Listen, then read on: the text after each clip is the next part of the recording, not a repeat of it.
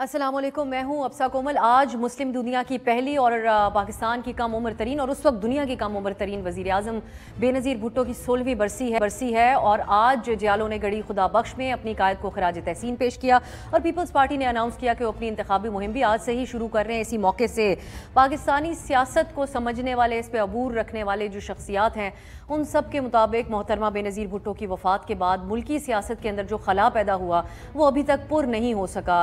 पाकिस्तान की जमहूरियत पर इसके बहुत मनफी असरात पड़े और इसकी वजह से मुल्क के अंदर तकसीम की सियासत परवान चढ़ी, जिसका सिलसिला अभी भी जारी है और गैर सियासी अनासिर जो है उनका रोल और किरदार भी बढ़ा। तो आज 16 साल गुजर चुके हैं इस दिन को, जिसके मौके पर पीपल्स पार्टी ने जो खिताबात हुए वहाँ पर उसका आपको कुछ बता देते हैं। बिलावल भुट्टो जरदारी पीपल्स पार्टी के चेयरमैन, उन्होंने कहा कि हम वो नहीं जो इलेक्शन से भागते हैं और साथ ही उन्होंने कहा कि हम वो भी नहीं हैं जो मुखालिफिन के कागजात नामजदगी छीनते हैं। बाकी सियासी जमातों को पैगाम है कि आएँ और इलेक्शन लड़ें। आज भी कुछ लोग ऐसे हैं, उन्होंने अब नाम तो नहीं लिया, तनकीद उनकी मुस्लिम लीग नून के हवाले से ही थी कि किसी और के कंधों के ऊपर सियासत करना चाहते हैं। दीगर जमातों के लीडरान माजी के सियासतदान हैं और माजी की सियासत करते हैं।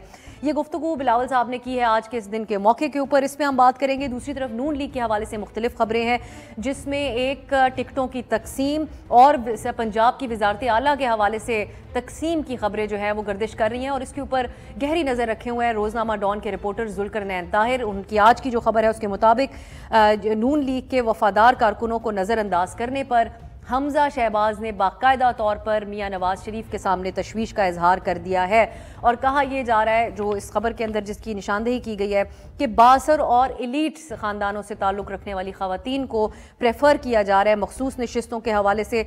और इसके ऊपर ख़वातीन कारकुनान के हवाले से भी मीडिया में रिपोर्ट जुल्करनैन ताहिर साहब की ही खबर थी कि उनकी तरफ से इजहार तशवीश किया गया।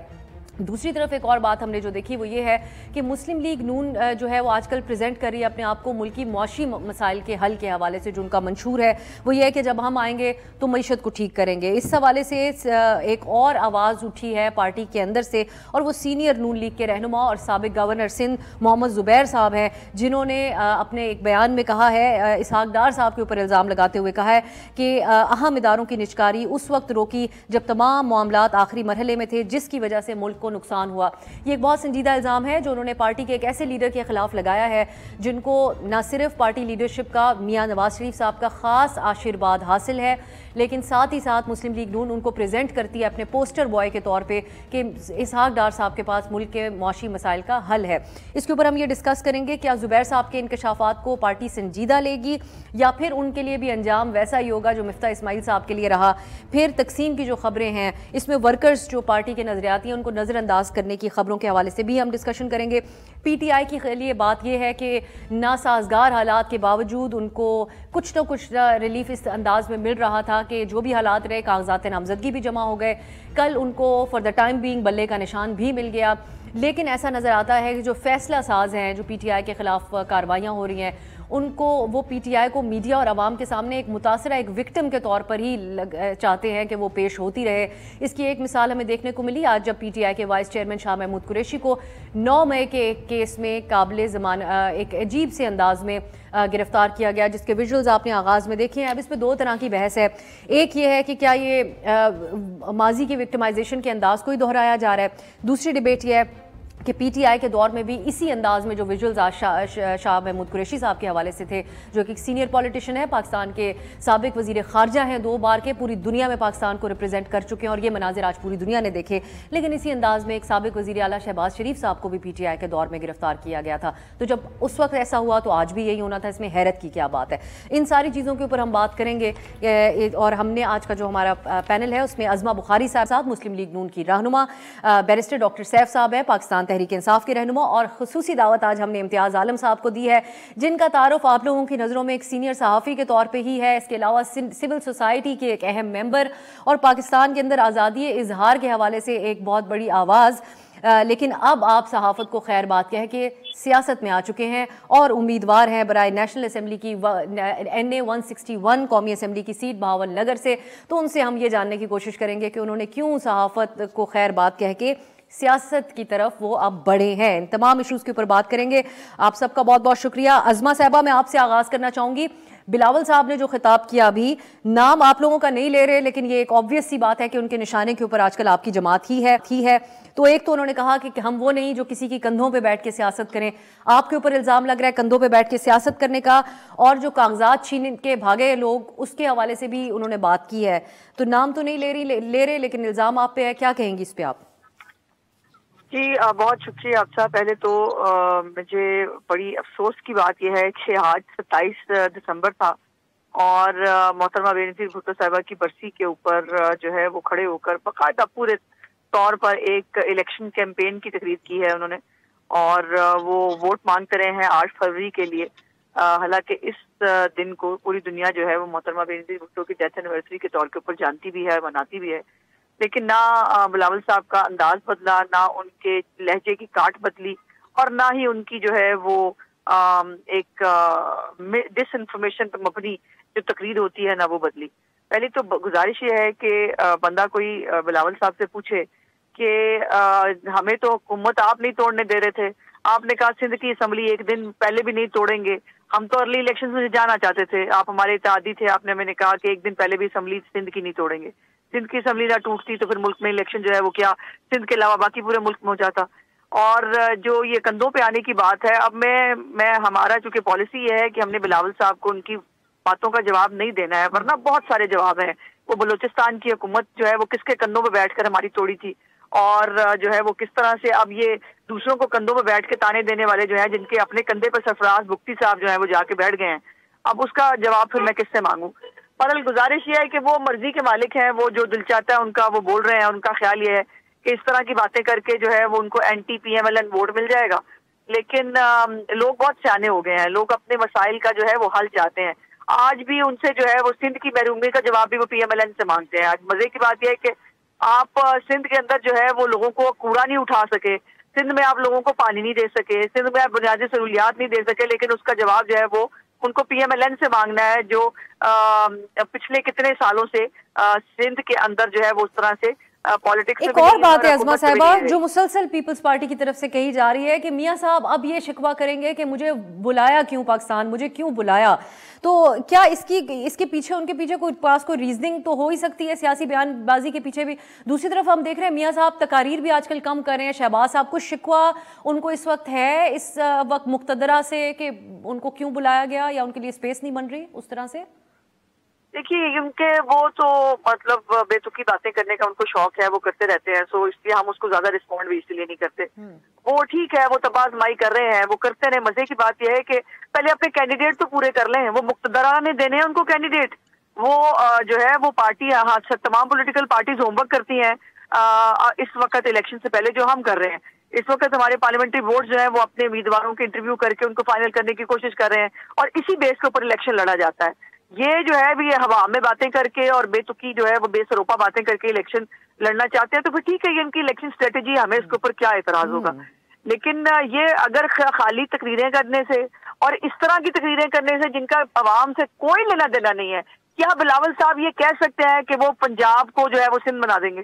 कह देना, सिंध खड़े होके लाहौर से लड़े हैं ना इलेक्शन, अल्लाह करे वो कागजात वापस ना ले, और वो खड़े होके कह दे कि जी मैं लाहौर को कराची बनाऊंगा, और लोग उनको वोट दे दें, तो बहुत अच्छी बात है। मुझे क्या अब बैरिस्टर साहब, आपके ख्याल में, अब आपकी जमात के हक में उन्होंने बात की कि कागजात लेकर भागने वालों में हम नहीं हैं, छीनने वालों में, लेकिन साथ ही वो अपने उसी जुमले में एक और बात भी कहते हैं, क्योंकि वो सारी सियासी जमातों के खिलाफ बयानियां बना रहे हैं कि एक जेल से बचने की सियासत कर रहा है एक बड़ा लीडर, और एक जेल से निकलने की सियासत कर रहा है। कैसे देखा आप, क्या आपका रद्द-ए-अमल है बिलावल साहब की तकरीर पे? देखिए, मैं समझता हूँ बिलावल को अभी सियासत सीखनी है। अभी उसके लिए बहुत मतलब लंबा सफर है, तवील सफर है कि वो एक उनके अंदर वो मैच्योरिटी आए जो कि नेशनल लेवल के एक लीडर में होनी चाहिए। दूसरी बात यह है कि बिलावल भुट्टो साहिब के पास, या बिलावल जरदारी मुझे कहना चाहिए, उनके पास तो सिवाय इल्जाम तराशी के और कोई चीज नहीं है जिसको वो अपनी तकारीर में बयान कर सकें। कोई कारकर्दगी नहीं है।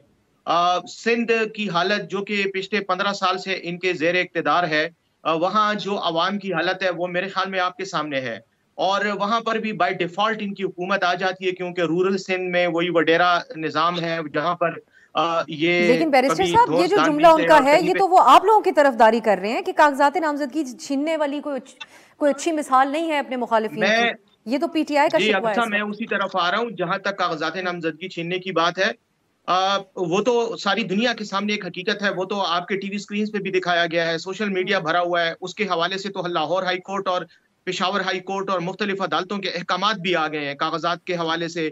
रिटर्निंग ऑफिसर्स, ये जो है हमारे जो तईद कुनिंदा और तजवीज़ कुनिंदा है, उनके अगवा के बारे में आज भी हमारे पेशावर में, केपी में हमारे जो स्क्रूटनी हो रही थी, उसके प्रपोजल और सेकेंडर्स को जो है गायब कर दिया गया है लोगों के।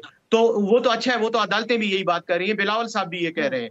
लेकिन मेरे ख्याल में बिलावल शायद पीटीआई की मोहब्बत में या पीटीआई की हमदर्दी में ये बात नहीं कर रहे, वो अपनी सियासी दुकान चमकाने के लिए बात कर रहे हैं। चले, अगर हमें हमारा नाम लेकर उनको कोई वो कर रहे हैं, सिस्टम को वो अटैक कर रहे हैं, तो हकीकत भी ये तो हकीकत है। ये तो मतलब किसी के कहने से तो इसमें ना हमें कोई फायदा हो सकता है ना हमें नुकसान हो सकता है। जहां तक ताल्लुक है उनका अपना, तो मैं समझता हूँ कि इस वक्त पीटीआई के अलावा जितनी भी पार्टियां, उनके पास सिवाय इल्जाम तराशी के और कोई बयानियां ही नहीं है जो आवाम में भेज सके। अपनी कारकर्दगी दिखाने के लिए तो कुछ भी नहीं, अपनी कारकर्दगी के लिए तो तारीखियां ही तारीखियां हैं। तो नेचुरली फिर वो कभी हम पे इल्जाम लगाएंगे, कभी दूसरे पे इल्जाम लगाएंगे। जहां तक हमारा ताल्लुक है, अब से आखिरी बात करना चाह रहा हूं कि जो शाह महमूद कुरैशी साहब के साथ हुआ वो आपके सामने है। क्या किसी भी मुहज़्ज़ब माशरे में अदालती अहकामात के बावजूद जिसको रिहाई मिले, जमानत मिले, उसके साथ ये सलूक करना, असल में कानून को इस तरह से इस्तेमाल किया जा रहा है कि इसका मुकम्मल तौर पे गैर कानूनी इस्तेमाल किया जा रहा है। इस पे हम आगे जाके बात करते हैं बैरिस्टर साहब। और आपके दौर में भी क्या होता रहा, आज उसका भी हर जगह बहुत तस्करा और इस पे हम आगे जाके बात करते हैं। मैं इम्तियाज साहब को शामिल करूंगी। इम्तियाज साहब, आज बेनज़ीर भुट्टो की बरसी का मौका है। एक ये तनकीद तो अज़मा साहबा ने की है कि उन्होंने इस मौके को सियासी बना दिया बिलावल साहब ने, लेकिन क्या आपकी नज़र में, एक तो ये जो तकरीर है इस पर आप कैसे इसको समझते हैं? बेनज़ीर के साथ ये चीज़ मुंसलिक थी कि तकसीम की सियासत को अपने आखिरी साल के से जो साल थे उनकी ज़िंदगी के, उसमें कुछ कम करने की उन्होंने कोशिश की, अपने मुखालिफिन से हाथ मिलाया, मिसाके जमहूरियत हुआ, उस वक्त सभी पॉलिटिशियंस का उसमें किरदार रहा। लेकिन आपने ये जो हालात आज हैं पाकिस्तानी सियासत के, ऐसे वक्तों में क्यों सियासत की तरफ आने को तरजीह दी सहाफत छोड़कर? देखिए, पिछले 5 साल से बंदिश थी मेन स्ट्रीम टेलीविजन नेटवर्क्स पे और कोई मेरे लिए आवाज भी नहीं उठा रहा था। तो मैंने सोचा कि फिर अब बेजबर रुखसत पे जाया जाए। और फिर ये हल्का जो है, यहाँ पे मैं काफी अर्सा तक जागीरदारों के खिलाफ किसानों की जद्दोजहद में और अवाम की जद्दोजहद में शामिल रहा हूँ। यहाँ से मेरे भाई भी 2 बार जागीरदारों को शिकस्त दे के कामयाब होते रहे हैं। तो मैंने सोचा कि मुल्क की सियासत में जो गंद है, इसे साफ करने के लिए, बेअसूली को खत्म करने के लिए, आइन की बालादस्ती के लिए और जमहूरियत की बालादस्ती के लिए और तसलसल के लिए, और मैंने, आपको मालूम होगा कि मैंने 8 साल जेल गुजारी है और हर मिलिट्री डिक्टेटर के खिलाफ मैं जेल गया हूँ। स्वाय परहैप्स जनरल मुशर्रफ के 2-3 दिन की हिरासत थी। तो मैं समझता हूँ कि लंबी जद्दोजहद करने के बाद भी मैं आज जहाँ खड़ा हूँ वहाँ अभी भी जमहूरियत दूर दूर तक नहीं है। आज जो मैंने देखा है मंजर वहाँ पे रावलपिंडी में शाह महमूद कुरैशी के साथ, ये बहुत शर्मनाक वाकया है। आपका पाकिस्तान का साबिक वजीर खारजा है, आप उसकी तदलील करके क्या ख्याल है आपका? अब इंटरनेशनल मीडिया में आपको शाबाश मिल रही होगी, जबकि उसे सुप्रीम कोर्ट ने जमानत पर रिहा किया है। फिर वो आपका ऑर्डर जो था वो ऐसी आपने एमपीओ को जारी कर दिया, आप वो कंटेम्प्ट में चले गए। तो मैं समझता हूँ ये जिस तरह हो रहा है, अब मैं आपको एक और बात शेयर करता हूँ जो शायद बतौर उम्मीदवार के मुझे तजर्बा हुआ है। इतना मुश्किल फॉर्म है वो, और उसमें ऐसी सी डॉक्यूमेंटेशन है कि उसमें कोई सा एक नक्श निकाल लेना बड़ा आसान काम है। और आपको बताऊं मैं कि बहुत सारे पेपर्स जो है स्क्रूटनी के प्रोसेस से आगे नहीं गुजर सकेंगे। और फिर इसमें शामिल कर लिया गया नादरा को भी, नैब को भी और एफबीआर को भी और जाने किस किस एजेंसी को भी। तो उन सब की छल्लियों से गुजर के जो सामने आएंगे वो उम्मीदवार होंगे। फिर एक आपने एक पार्टी को, पूरी पार्टी को दीवार से लगाया हुआ है। तो ऐसे लेकिन दूसरी इम्तियाज साहब, पार्टी अब नजर आ रहा है। इम्तियाज साहब, ये जो आपने कहा आप जमहूरियत की बालादस्ती के लिए, मैं आपकी बात काट रही हूँ, जमहूरियत की बालादस्ती के लिए किरदार अदा करना चाहेंगे, लेकिन ये आजकल तो आए रोज एक दूसरे के ऊपर किसी के कंधों पे बैठ के सियासत करने का इल्जाम लगाया जा रहा है। ऐसे में कैसे स्पेस बनेगी जमहूरियत की बालादस्ती की बात भी करने की आपके लिए? देखिए, मैं तो एक सेंस ऑफ बिट्रियल फील करता हूँ।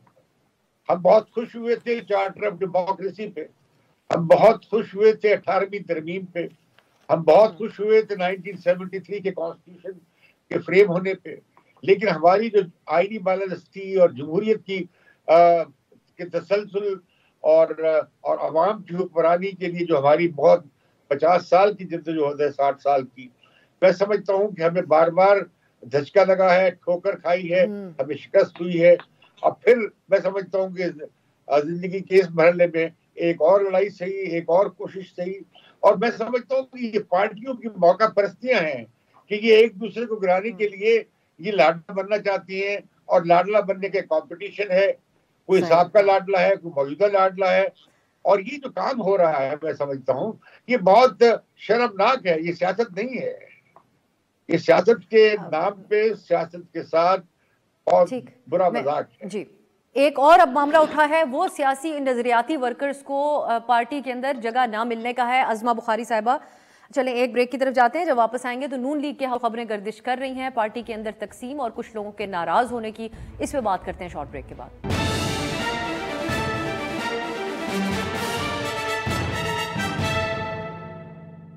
ब्रेक के बाद खुश आमदीद। नून लीग में तकसीम की खबरें हैं आज। अब अज़मा साहिबा, अब जब आम तौर पे हम देखते हैं बड़ी पॉलिटिकल पार्टीज़ के अंदर टिकट्स की तकसीम के ऊपर होते हैं लोगों के एतराज़ात भी, बहुत से लोग ख्वाहिशमंद होते हैं एक सीट पे, लेकिन ये जो अब खबरें हैं इसके मुताबिक तो आपकी जमात में से हमजा शहबाज साहब भी बोल पड़े और मियाँ साहब को उन्होंने अपने जो तहफ़्फ़ुज़ात हैं वो पहुँचाए हैं।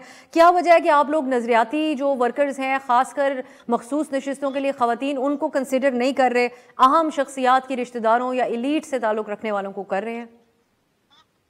देखिए, अब सब पहले तो आप खुद एक जर्नलिस्ट हो और आप बहुत सहाफती इक़्तिदार को जो है वो मद्देनजर रखने वाली जर्नलिस्ट हो।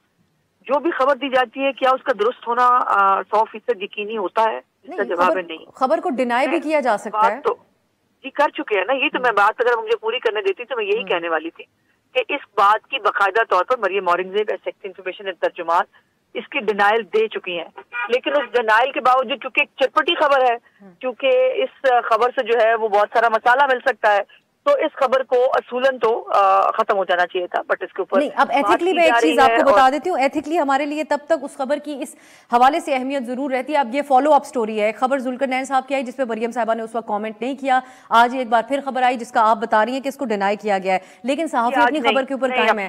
लेकिन अब इसके साथ जो एविडेंस है, एक सेकंड दीजिएगा अज़मा साहिबा, आपकी पार्टी से कुछ शख्सियात हैं जिनके एतराज़ात अब इस तरीके से सामने आ रहे हैं कि मीटिंग के अंदर वो बोल पड़ी, अज़मा भट्ट, राबिया फारूकी, उनीज़ा फातिमा, तहमीना दौलताना, ये बहुत पहले से पार्टी के साथ मुंसलिक है। तहमीना साहिबा को सूबाई असेंबली का टिकट मिला, लेकिन उनको इस चीज़ पे शिकवा है कि उनको नेशनल असेंबली के लिए कंसिडर नहीं किया गया। इन सब का कलेक्टिव शिकवा है जो कि आप लोगों का कागज़ जारी हुआ मखसूस नशिस्तों में, उसमें सर फहरिस्त मरियम औरंगजेब साहिबा के हवाले से कि उनको सूबाई सतह पर भी कंसिडर किया गया, नेशनल सतह के नेशनल असेंबली के लिए भी। लेकिन जिनको कंसिडर किया गया उसमें उज़्मा कारदार साहिबा ज़रूर शामिल हैं, जो कि आपकी पार्टी की नजरियाती कारकुन तो कहीं से भी नहीं है। तो ये एविडेंस है जो इसको मैच कर रहा है जो स्टोरी जुल्करनैन ताहिर साहब ने की है। अब आप अगर मुझे अलाउ करें तो मैं इसके ऊपर जो है वो पूरी गुजारिश करता हूँ। पहली तो बात यह है कि ये आज की तरदीद नहीं है, ये जिस दिन ये खबर फाइल हुई थी उसी दिन तरदीद कर दी गई थी। आज अगर इसकी कोई फॉलो अप स्टोरी आई है तो वो तो मैंने देखी भी नहीं है अभी तक। पहले तो ये करेक्शन फरमा लीजिए, और उसकी कोई तरदीद हमने तो उसी दिन दे दी थी जिस दिन ये खबर आई थी। जहाँ तक ये खवातीन की नशिस्तों की बात है, देखिए मेरी गुजारिश आपसे ये है कि मुस्लिम लीग नून के पास सैकड़ों, हजारों, बल्कि लाखों नजरियाती वर्कर्स मौजूद हैं, और उनमें से 450 के करीब खवातीन ने अप्लाई किया था। अब उन तमाम खवातीन को जो है वो 66 पंजाब असेंबली की और बाकी जो 60 बनती हैं नेशनल असेंबली की सीट, उनके ऊपर कितनी लोगों को अकोमोडेट किया जा सकता है। आपने 2-3 नाम लिए, तमीना आपा का नाम जो है वो प्रोविंशियल जो है वो उसके ऊपर लिस्ट के ऊपर डाला गया, लेकिन वो अपने nomination paper timely Punjab assembly के लिए अप्लाई नहीं कर सकी तो वो रह गई, उनका जो है वो नाम नहीं हो सका। लेकिन मैं आपको 20 नाम जो है वो गिनवा सकती हूँ, जो तमाम की तमाम पॉलिटिकल वर्कर्स हैं, जो नजरियाती पॉलिटिकल वर्कर्स हैं। ताहिरा औरंगजेब, अगर वो मरियम औरंगजेब की वालदा है तो वो नजरियाती वर्कर नहीं है, वो पार्टी के साथ पिछले 40 साल से मुंसलिक हैं। बेगम कुलसूम नवाज की जो है वो उससे लेकर आज तक वो पार्टी के साथ काम कर रही है। वो हमारी पिंडी की सदर हैं, जो है वो खवातीन विंग की, वो हमारी कोऑर्डिनेटर रही है, हमारे पार्लियामेंट्री बोर्ड की मेंबर है। मतलब सीमा जलानी है, उसके बाद मरियम औरंगजेब खुद है, शाइस्ता परवेज मलिक है, शिजा ने कितना काम किया है, पिछले 10 साल से वो एमएनए है, रुमीना 10 साल से एमएनए है, वो काम कर रही है। किरण डार हमारी ग्रास रूट की वर्कर है, लाहौर से उठ के जो है, और ये भी बता दूं आपको, हमजा साहब के हल्के की है किरण डार, और हमजा साहब ने उसको जो है वो पिछली दफा भी, बल्कि उससे पिछली दफा अगर आप मुझे इजाजत दें, ये जो 20 खवातीन जिनका आप जिक्र करेंगे, बहुत सारी और भी नजरियाती कारकुनान है जो चाह रही थी, लेकिन उनमें ऐसा क्या नहीं है जो अज़मा उज़मा कारदार साहिबा के अंदर है, आपकी पार्टी से ख्वाजा आसिफ साहब, चौधरी जाफर इकबाल साहब, इनके खानदान की मेंबरान के अंदर है, लेकिन इन खवातीन के अंदर नहीं है, जिनको आपको इग्नोर करना पड़ रहा है, हालांकि इनकी इतनी खिदमात हैं जिसका आप खुद एतराफ भी कर रही हैं। ख्वाजा आसिफ साहब की जो मिसेज है वो एक टेक्नोक्रेट खातून है, और पिछली दफा भी एमएनए थी, और उन्होंने कंट्रीब्यूट किया है पार्टी के अंदर भी और पार्लियामेंट के अंदर भी। अब ये मुझे समझ नहीं आ रहा कि किसी की जो है वो बीवी होना डिस्क्रेडिट कैसे है। अगर एक खातून भी काम कर रही है, देखिए मैं भी एमपीए हूं, बीवी होने का प्रॉब्लम नहीं, बीवी ना होने के ऊपर ये आवाज उठा रही है खवातीन। मेरी गुजारिश सुन लीजिए, मेरी गुजारिश सुन लीजिए। बहुत सारी ऐसी खवातीन हैं, अब किरण डार का शौहर तो नहीं है, लेकिन किरण डार हमारी ग्रास रूट की वर्कर है, लाहौर की, हमजा साहब के इलाके की। वो उसको एमएनए की पिछली दफा भी बनाया था, पहले एमपीए थी, फिर एमएनए बनी, और अब फिर एमएनए उसको बनाया जा रहा है। उसके बाद जो रुमीना खुर्शीद आलम है, ग्रास रूट की, गुजरांवाला से एक आम मिडियोकर बल्कि लोअर मिडिल क्लास की जो है वो खातून है, वो अपने आप को एक्सेल करके जो है वो वजीर भी बनी, और पिछले दौर के अंदर 16 महीने की हुकूमत के अंदर अब वो फिर एमएनए बन रही है। तो ऐसे नहीं है, देखिए क्रिटिसिज्म बहुत सारा किया जा सकता है, किसी भी बात पर क्रिटिसिज्म किया जा सकता है। जो पंजाब असेंबली में ये मैं आपको बता दूं, हमजा साहब के अपने हल्के से कम 3 खवातीन को एमपीए का टिकट दिया गया है, और वो 3 खवातीन जो है उनमें से 2 पहले भी एमपीए रह चुकी हैं, तीसरी एक नई हमारी बुजुर्ग खातून है हमजा साहब के हल्के से, जिनको एमपीए का टिकट दिया गया है। अच्छा, तो आप अज़मा साहिबा आमतौर पे ऐसी खबरों को अनअटेंडेड छोड़ देती हैं सियासी पार्टियां, अगर उसके अंदर कुछ भी हकीकत हो, आप कैटेगोरिकली डिनाई कर रही हैं कि हमजा साहब को कोई एतराज नहीं है जो उन्होंने मियां साहब तक पहुंचाया? जी एग्जैक्टली। अच्छा, और दूसरा एक नाम भी ज़ेरे गर्दिश, एक और जो जिक्र हुआ इसके अंदर, वो तकसीम इस हवाले से बताई जा रही है कि जब से मियां साहब वापस आए, मरियम नवाज साहिबा का जो साइड है पार्टी में, वो ज़्यादा जो है वो हावी हो चुकी है, और जो सीटों की तकसीम वगैरह के फैसले हैं वो अनुशा रहमान मरियम साहिबा के साथ मिलकर कर रही हैं, सोली इनके हाथ में ये मामला। ये दुरुस्त है क्या एतराज़? नहीं, ऐसे नहीं है, मैं इसमें भी गुजारिश कर देती हूँ। पहले तो एक 4 रुकनी कमेटी बनाई गई थी खवातीन की, जिसमें नुज़र सादिक थी, नौशीन इफ्तिखार जो हमारी प्रेसिडेंट है पंजाब की, सादिया तैमूर लाहौर की प्रेसिडेंट थी, और इन 3-4 औरतों ने शॉर्टलिस्ट किया था खवातीन को बैठ के पहले, और इंटरव्यू किए हैं सबने। शहबाज साहब भी उस इंटरव्यू के अंदर मौजूद थे, मियां साहब भी थे, मैडम भी थी, और मैडम तो मियां साहब के साथ, जब से मियां साहब आए हैं मैडम बैकग्राउंड में चली गई हैं। मरियम नवाज साहिबा उस तरह से जो है वो इंडिपेंडेंटली नहीं करती, वो मियां साहब को असिस्ट कर रही हैं सिर्फ जिन मामलात के अंदर। फिर ये कि वो खातून है, विमेन विंग को उन्होंने ऑर्गेनाइज किया है, तो ज़ाहिर उनका इनपुट इंपॉर्टेंट होता है, इसमें कोई दूसरी राय नहीं। लेकिन ये कहना कि जी वो मिलके किसी के साथ ऐसे कर रही हैं, वो पार्टी के लिए फायदा ही कर रही होंगी, जो वो पार्टी का नुकसान कर सकती है। मुझे बताइए, मरियम नवाज पार्टी का नुकसान कर सकती है, वो चाहेंगी कि वो ऐसे फैसले करें जिससे पार्टी का नुकसान हो? नुकसान तो नहीं, लेकिन पार्टी को फायदा देने के लिए भी कोई हिकमत मिली है, ऐसा आपकी लीडरशिप ने नहीं बनाई। तो जितनी भी हिकमत मरियम नवाज ने दिखाई है उससे पार्टी को फायदा हुआ। हम इस इलेक्शन के तनाजुर में बात करें, अज़मा साहिबा इस इलेक्शन के तनाजुर में बात करें, अभी तक आपकी पार्टी का कोई मौके फिर नैरेटिव और मरियम साहिबा का कोई बयान भी इतना है सच ज़ेरे गर्दिश नहीं है। प्रोग्राम में भी वक्त हुआ है एक ब्रेक का।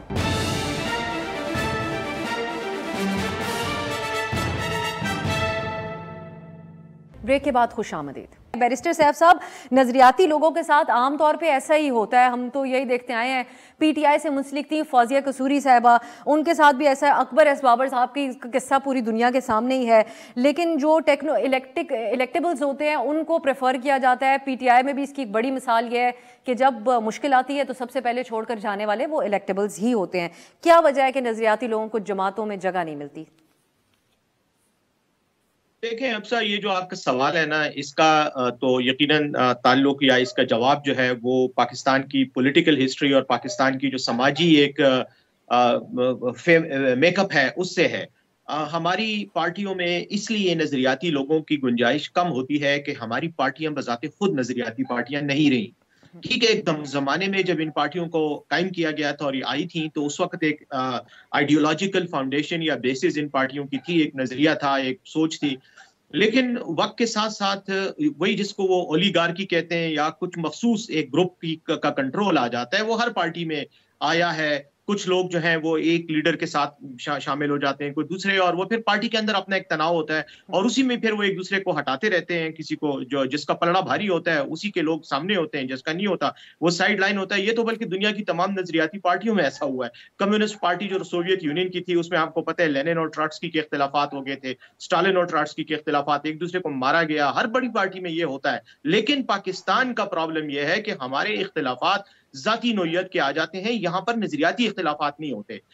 मसलन कोई भी एक शख्स है, लीडर है, उसका अपना ग्रुप है। देखें, आपको याद होगा जब पीपल्स पार्टी में बेनजीर भुट्टो साहिबा की शहादत हुई तो जो लोग बेनजीर साहिबा के करीब थे, बाद की पीपल्स पार्टी में जरदारी साहब ने जब होल्ड हासिल किया तो उन्होंने सबको साइडलाइन कर दिया। सफदर अब्बासी साहब थे, वो जो खातून थी, मैं नाम भूल गया उनका, वो जो उनकी सेक्रेटरी थी बड़ी, आई डोंट नो, मैं नाम ज़हन से निकल गया, नाहिद समथिंग। इसी तरह जो है लोगों को साइडलाइन किया जाता है। अब जहां तक ताल्लुक है इसका कि ये क्यों हो रहा है या क्यों एक्सेप्टेबल है, वो इसलिए कि आपका माशरा ही ऐसा है, धड़ेबंदी का माशरा है। यहाँ पर धड़े होते हैं, ग्रुप्स होते हैं और वो एक दूसरे को सपोर्ट अपनी तहफ़्फ़ुज़ के लिए करते हैं। जहां तक इलेक्टेबल्स का ताल्लुक है, बस आखिरी बात कर दूं, इलेक्टेबल्स का प्रॉब्लम ये है अफसर के इलेक्टेबल्स तो चूंकि वोट लेते हैं, उनका अपना एक वोट होता है, वो भी मोरूसी या जो भी उसकी अपनी पर्सनल वो होती है रीजंस है।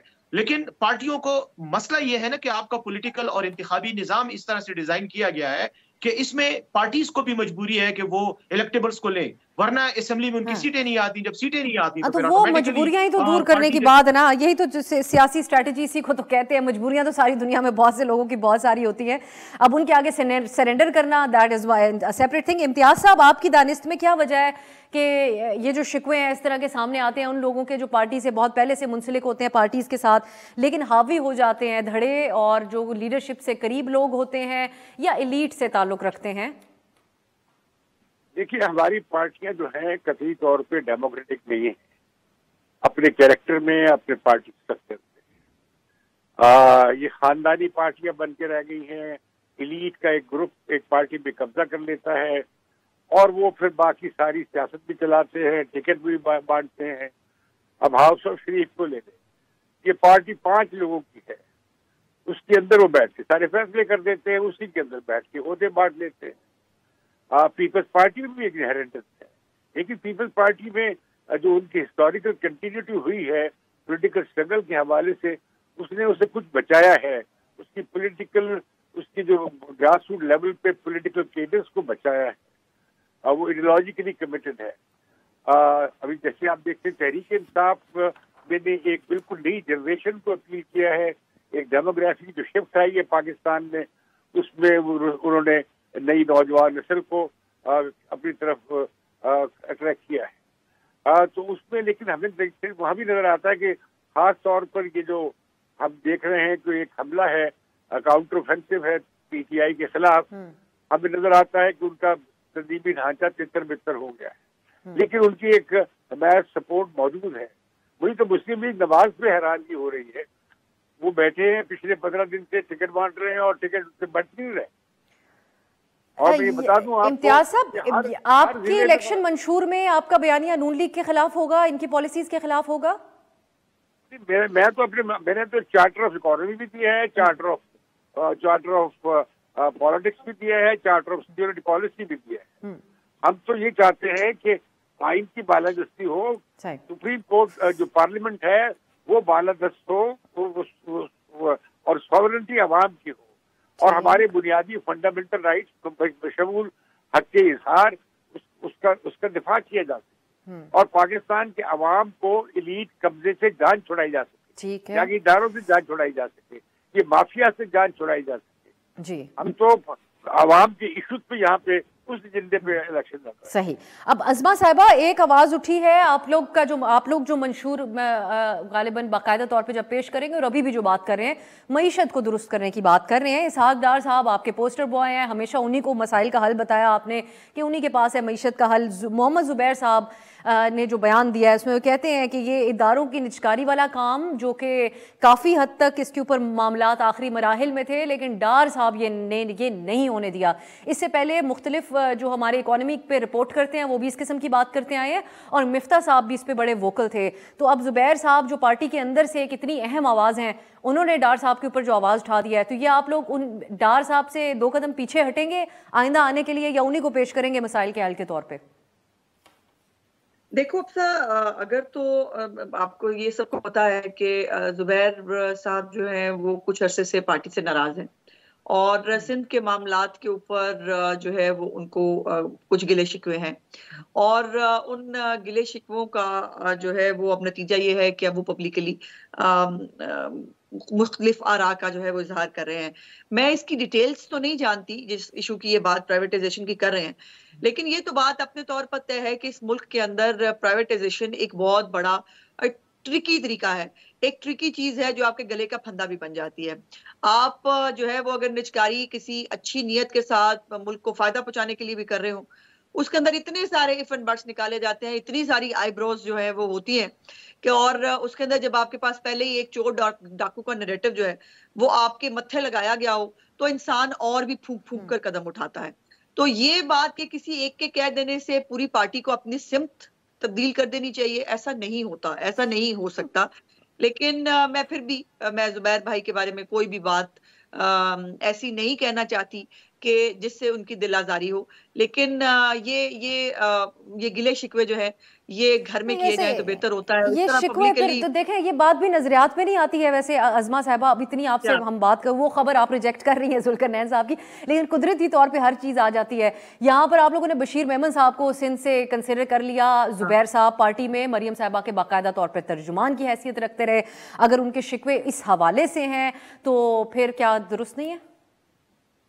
नहीं, देखो ये भी तो देखना है ना कि क्या इलेक्टेबिलिटी क्या है इंसान की, और वो क्या पार्टी को ऑर्गेनाइज कर सकते हैं, नहीं कर सकते। बाय द वे ये मैं आपको बता दूं, उनके पास पहले तंजीमी ओहदा रहा है पार्टी का, सिंध का बहुत सालों रहा है, लेकिन उस तरह से पार्टी को रीऑर्गेनाइज वो नहीं कर सके सिंध के अंदर।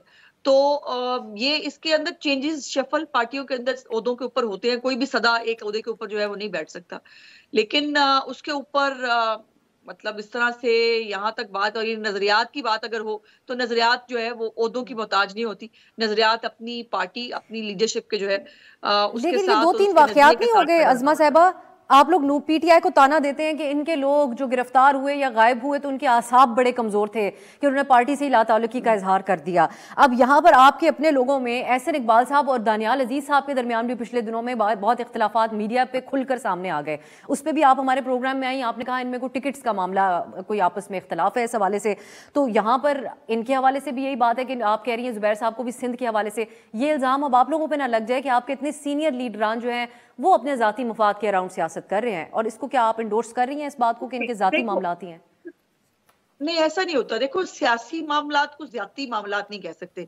सियासत जो है ना, सियासतदान की एक मेराज होती है, उसकी एक सल्तनत होती है जिसके अंदर उसने खेलना होता है, और सियासतदान वो उसी अपनी ग्राउंड की वजह से ही होगा ना। अगर उसके पास हल्का ही नहीं है, अगर वो इलेक्टेबल ही नहीं है, उसके पास सिलेक्ट हो नहीं सकता, तो फिर उसके पास तो कुछ भी नहीं है। सो इसलिए ये हल्के के हवाले से अप्स एंड डाउन होते हैं।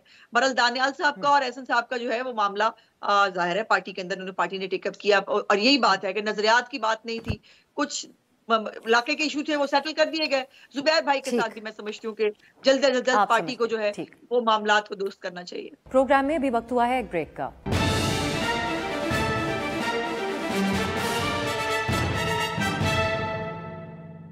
मुस्लिम लीग नून जो कार्रवाई 9 मई के तनाजुर में इस वक्त पीटीआई के खिलाफ हो रही है, उससे जिस हद तक अभी हुई है, मिलिट्री ट्रायल्स का मामला हो या फिर गिरफ्तार हैं वो लोग जो 9 मई में मुलविस थे, इस कार्रवाई से मुतमईन नहीं है। ये बात उनके मुख्तलिफ रहनुमाओं ने मुख्तलिफ मौके के ऊपर कही है पिछले चंद दिनों के अंदर। आइए पहले सुनते हैं, फिर इस पर बात करेंगे।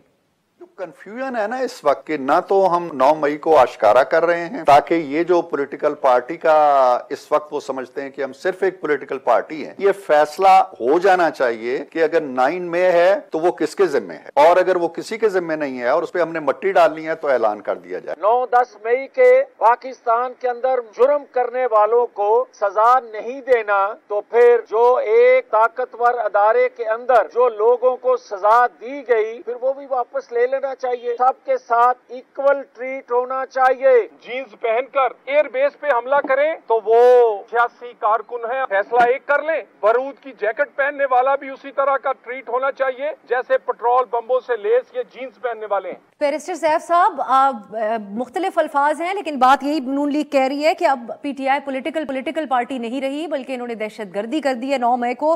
अगर अब वो जिससे भी ये मुतालबा कर रहे हैं कि अगर इनको सजा नहीं देनी तो इदारों के अफसरान को क्यों सजा दी, क्या कहेंगे इसके ऊपर आप? मैं इसके ऊपर यही कहूंगा कि 9 मई के वाक़े के बाद जिन लोगों पर भी इल्जामात थे उनको ना सिर्फ गिरफ्तार किया गया है बल्कि उनके खिलाफ अदालती कार्रवाइयां भी चली। आज भी सैकड़ों लोग जेलों में हैं, हमारी खवातीन भी आज जेलों में हैं, लाहौर की जेलों में मौजूद हैं। उनको अदालतें जमानत पे रिहा कर देती हैं तो डीसी साहब को तकलीफ शुरू हो जाती है, वो उनको अंदर रखने पे फिर एमपीओ के पर्चे काट देते हैं। तो 9 मई के हवाले से तो पाकिस्तान के कानून में और जो सिस्टम हमारा है उसमें जो कुछ हो सकता था या जो कुछ पॉसिबल है वो उनके खिलाफ कार्रवाइयां चल रही हैं। हमारी पार्टी पाकिस्तान तहरीक इंसाफ ने भी 9 मई के वाकयात में जो लोग मुलविस थे या जो गलत वो हुआ है रियासत के खिलाफ, रियासती इदारों के खिलाफ जो कार्रवाइयां हुई हैं उसकी मजम्मत की है, मैं भी मजम्मत करता हूं, हमेशा की है। तो जो गलत हुआ है उसका बिल्कुल एहतसाब होना चाहिए और हो रहा है, मेरे ख्याल में तो हो रहा है। उन लोगों को आज भी पंजाब की जेलों में मौजूद हैं, मुकदमे चल रहे हैं। ये जो मिलिट्री कोर्ट्स का प्रॉब्लम इशू है उस पर भी सुप्रीम कोर्ट ने ही फैसला दिया है और अब देखें आगे उस सुप्रीम कोर्ट की फैसले की रोशनी में आगे क्या होता है। लेकिन और क्या चाहिए? क्या उनको चाहते हैं कि उनको सड़क पे खड़ा करके कलमा चौक पे उनको गोलियां मारी जाएं? अगर ये तरीकाकार है तो ये तो पाकिस्तान के आईन में इसकी कोई गुंजाइश नहीं है। लेकिन आईन और कानून का जो निजाम है उसके तहत उनके साथ डील हो रहा है। अज़मा साहबा, आप अगर इस बात को हमारे लिए वजाहत कर दें, मजीद क्या हो तो आप लोगों की तसल्ली हो जैसा कि आपके कॉलीग्स मुतालबा कर रहे हैं इस वक्त? देखिए, हमारा पॉइंट बड़ा क्लियर है अफसा कि ये 9 मई के जो लोग हैं जिनको आपने कहा कि सहूलतकारों को भी नहीं छोड़ा जाएगा और ये 9/11 है पाकिस्तान का, और हुआ भी जो कुछ हुआ उसको कोई जस्टिफाई नहीं कर सकता। ये बैरिस्टर साहब जो है वो मेरा ख्याल है जरा दोबारा चेक कर लें। इनकी पार्टी ने कभी इसकी मजम्मत नहीं की बल्कि वो उल्टा कहते हैं कि जिस इदारे के खिलाफ हमने ये सब कुछ किया उसी ने खुद साजिश की और ये उनके लाए हुए लोग थे, ये पेड लोग थे, ये हमारे लोग नहीं थे। और इमरान खान साहब तो कह चुके हैं मेरे कारकुनों ने किया, मुझे नहीं पता, और दोबारा अरेस्ट करेंगे तब भी ऐसा ही रिएक्शन आएगा। तो ये तो बड़ी क्लियर बात है। हम ये कहते हैं कि अगर इन लोगों ने कुछ नहीं किया, अगर ये लोग बेगुनाह, इनको छोड़ दिया जाए, फिर इनको जेलों में रखने का क्या फायदा है? क्यों रखा हुआ इनको जेलों में? और ये तो नहीं हो सकता ना, वो कह रहे हैं जेलों में नहीं, तो जब मुकदमात चल रहे हैं, मिलिट्री ट्रायल चल रहा है, तो इससे ज्यादा क्या हो? इससे ज्यादा इलेक्शन ना लड़ने दिया जाए। मुद्दा ये आप लोगों का ये वाला आने वाला इलेक्शन नहीं, मेरा मुद्दा तो मैं ही बताऊंगी ना अफसा, हमारा ऐसा कोई मुद्दा नहीं है। हमारा मुद्दा ये है कि इनका ट्रायल चलना चाहिए और ट्रायल चल के जो बेगुनाह है उनको छोड़ दिया जाए, जो गुनहगार है उनको सजा मिल जाए। और या फिर अगर आपने आम माफी का ऐलान करना है, जैसे तालिबान को छोड़ दिया था और उनसे जो है उनको प्रेसिडेंशियल ऑर्डिनेंस के तहत उनको माफी देकर उनको फिर जमान पार्क के बाहर पेट्रोल बम बच्चों को जो है बना के सिखाता देखे गए थे लोग, और जमान पार्क की जो है वो सिक्योरिटी उनके हाथ में थी। फिर अगर ऐसा कोई तरीकाकार करना है तो वो भी अनाउंस कर दीजिए, बट कर दिया जाए। ये कोई तरीका है कि लोग जो है महीनों से जेलों में पड़े हैं, ना उनकी ट्रायल हो रही है? इतने महीने लगते हैं क्या ट्रायल के अंदर? जो एंटी टेररिस्ट कोर्ट है या मिलिट्री कोर्ट्स हैं उनके अंदर तो बहुत जल्दी ट्रायल होते हैं। और क्या आम सियासी केसों के अंदर वजीर आजम नवाज शरीफ जो है अपनी बेटी के साथ डेली जो है वो पेशी के ऊपर आए और वो असासा जो उसके नाम पे नहीं था उसका आके जवाब भी दे और ट्रायल भी भुगते? लेकिन यहाँ पर ये लोग जो है 21 शहरों के अंदर बकायदा चले आप इसको ट्रायल की हद तक इस बात को रख रही हैं, आप अज़मा साहिबा इसको ट्रायल की हद तक रख रही हैं। आपकी पार्टी के लोग बाकायदा तौर पे कह रहे हैं कि ये किस हैसियत से इलेक्शन लड़ेंगे, तो आप समझ से बालातर है कि इसमें बेसिकली आप लोग के मुताबिक कर किससे रहे हैं और बेसिकली इससे ज्यादा चाह क्या रहे हैं जो हो रहा है इस वक्त? कानून के तहत ही कह रहे हैं। ये बताइए ना, जो दहशतगर्द है जिन्होंने ये तालिबान को भी फिर इलेक्शन लड़ने का, उनको भी आम माफी देकर उनसे भी कहीं इलेक्शन लड़ ले। तालिबान में और पीटीआई के इन दहशतगर्दों में फर्क क्या है मुझे बता दें। क्या चलें, जो इम्तियाज साहब पे हमला किया था तालिबान ने, क्या वही काम पीटीआई ने नहीं किया? क्या फर्क है उन दोनों के बीच में? इम्तियाज साहब, ये जो नून लीग का मुतालबा है, इसको आप कैसे देख रहे हैं? पीटीआई के जो लोग इसके अंदर या उनके वर्कर्स में से भी जो लोग मुंसलिक थे, वो कहते हैं इनको बाकायदा तौर पे दहशतगर्द के तौर पे परखा जाए। आप थोड़ी देर पहले शाह महमूद कुरैशी साहब, जिनको 9 मई के मुकदमे में एमपीओ के तहत आज गिरफ्तार किया गया, उसकी मजम्मत कर रहे थे। आप देखते हैं उनको दहशतगर्द के साथ इक्वेट करके? मैं समझता हूँ कि पीटीआई दहशतगर्द जमात नहीं है, एक पार्लिमानी जमात है। 9 मई का एजुकेशन था, लेकिन वो मिसडायरेक्टेड था। जो लोग पकड़े गए हैं उनका ट्रायल किया जाए, ट्रायल नहीं हो रहा है तो जमात से नहीं है। बल्कि मैं ये कहूँगा, जितना खौफनाक तब्दीली नौजवानों में आ रही है पंजाब के इस्टेब्लिशमेंट, उसके नोट ले। मैंने पंजाब के नौजवानों को इतना बिखरा हुआ नहीं देखा है। मैं अपने यहाँ फिर रहा हूँ, लोगों को मिल रहा हूँ, नौजवानों को मिल रहा हूँ, तो मैं तो हैरान हूँ कि लोगों की सोच में बड़ी तब्दीली आ गई। मैं कहूँगा कि मुल्क में सियासी इस्तेकाम के लिए, इस सियासी तनाव को खत्म करने के लिए एमनेस्टी का ऐलान करना चाहिए, सबको रिहा कर देना चाहिए। और सिविलियन के मुकदमात तो बिल्कुल भी फौजी अदालतों में नहीं चलने चाहिए। ये क्या तमाशा है? आप कभी पार्टी का बल्ला उसके इंतखाबी निशान छीन लेते हैं, उसकी सारी लीडरशिप को उठा। सर, आपका पॉइंट एस्टैब्लिश हो गया और मेरे पास वक्त भी खत्म हो गया। दो बाकायदा दो एक्सट्रीम्स हैं। नून लीग कहती है कि इनको बाकायदा दहशतगर्द करार दिया जाए, जो पीटीआई वाले बल्कि करार दे रहे हैं, जबकि इम्तियाज साहब समझते हैं कि जिस हद तक तकसीम मुल्क के अंदर सियासत के अंदर बढ़ चुकी है, लोगों के सेंटिमेंट को देखते हुए कुछ लोगों को तो एमनेस्टी ही दे दी जानी चाहिए और हालात को काम डाउन करने की कोशिश करनी चाहिए। अब देखते हैं इसके दरमियान का भी कोई रास्ता मुल्क के अंदर मौजूद है या फिर इससे ज़्यादा आगे ही बढ़ेंगे हालात। बहुत शुक्रिया आपका इम्तियाज़ आलम साहब, उज़मा बुखारी साहिबा, बैरिस्टर सैफ साहब हमारे साथ प्रोग्राम में मौजूद थे। गुफ्तगू आपने मुलाहिज़ा की। आज के लिए इजाज़त दीजिए। खुदा हाफिज़।